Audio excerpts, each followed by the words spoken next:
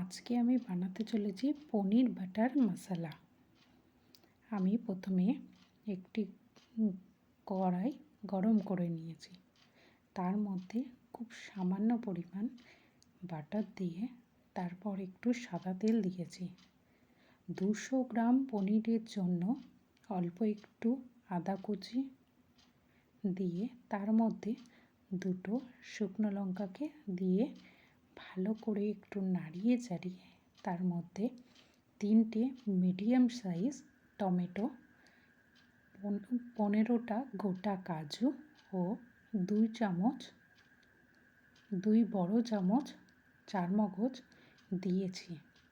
ওগুলোকে একটু ভাজা ভাজা হয়ে যাওয়ার পরে ওগুলোর মধ্যে সামান্য পরিমাণ জল অ্যাড করেছি। জলটা দিয়ে একটু ফুটে গেলে ওটাকে ঢাকনা দিয়ে একটু ভালো করে সিদ্ধ করে নিয়ে সিদ্ধ হয়ে গেলে ওটাকে ঠান্ডা হতে বাইরে রেখে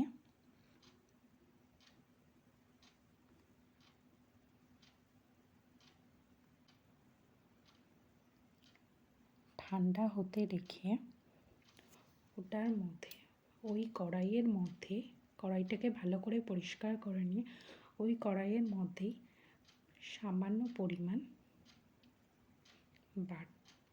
বাটার দিয়ে তারপর আগে থেকে পিস করে রাখা পনিরগুলিকে দিয়ে হালকা করে ভেজে নিয়েছি। খুব হালকা করে ভাজবেন। তারপর ওই পনিরগুলোকে একটু গরম জলের মধ্যে লবণ দিয়ে রেখে দেবেন, তাতে পনিরগুলো খুব সফট থাকবে।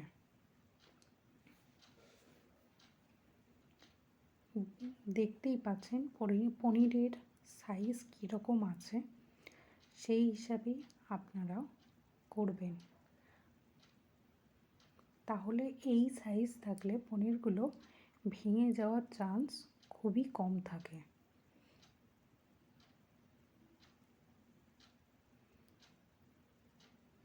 এরই মধ্যে আমি ওই মশলাটাকে আগে থেকে তৈরি করে রাখলাম, ওই মশলাটাকে মিক্সিং জারে দিয়ে খুব ভালোভাবে মিহি করে পেস্ট করে নিয়েছি। মিহি করে পেস্ট করলে আপনাদের আর ছাকার প্রয়োজন পড়বে না। তার মধ্যেই আমার পনিরগুলো খুব সুন্দরভাবে ভাজা হয়ে গেছে। উল্টে পাল্টে ভেজে নিয়েছি। এরপর পনিরগুলোকে খুব ভালো করে কড়া থেকে তুলে নিয়েছি। তুলে নিয়ে ওই কড়াইতে একটু বেশি পরিমাণ বাটার দিয়ে ওই বাটারের মধ্যে কাশ্মীরি রেড চিলি পাউডার দিয়ে একটু নাড়িয়ে নিয়েছি। তাতে কী হবে, কালারটা খুবই সুন্দর আসে। কাশ্মীরি রেড চিলি পাউডারটা বাটারের উপরে দিলে কালারটা খুব সুন্দর আসে। আর পনির বাটার মশলার যে কালারটা, ওটা অথেন্টিক তৈরি হয়। তার মধ্যে এবার আগে থেকে বানিয়ে রাখা ওই পেস্টটাকে আমি ওর মধ্যে ঢেলে দিলাম। ঢেলে দিয়ে একটু ভালো করে নাড়াচাড়া করে মশলাটাকে খুব ভালো করে একটু কষিয়ে নিয়েছি। যে একটু বেশি ভালো করে নাড়া দিতে হবে, না হলে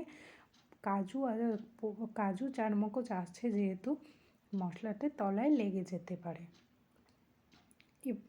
এরপর ওই যে বাটিতে পেস্ট বানিয়েছিলাম ওই পেস্টের বাটি ধোয়া জল আমি ওর মধ্যে দিয়ে দিয়েছি।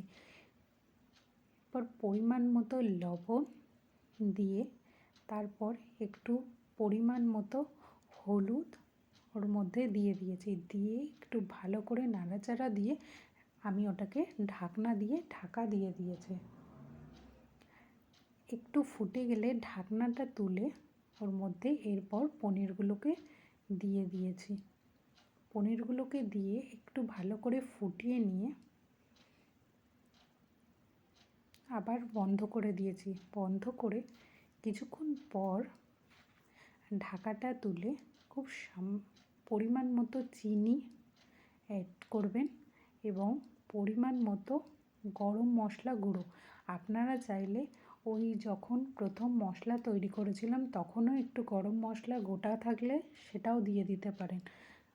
আমি গরম মশলা গুঁড়ো ছিল বলে গোটাটা দেইনি, পরে এই গরম মশলাটাকে দিলাম, দিয়ে ভালো করে ফুটিয়ে ঢাকা দিয়ে ফুটিয়ে নামিয়ে নিলেই তৈরি আমাদের আজকের রেসিপি পনির বাটার মশলা।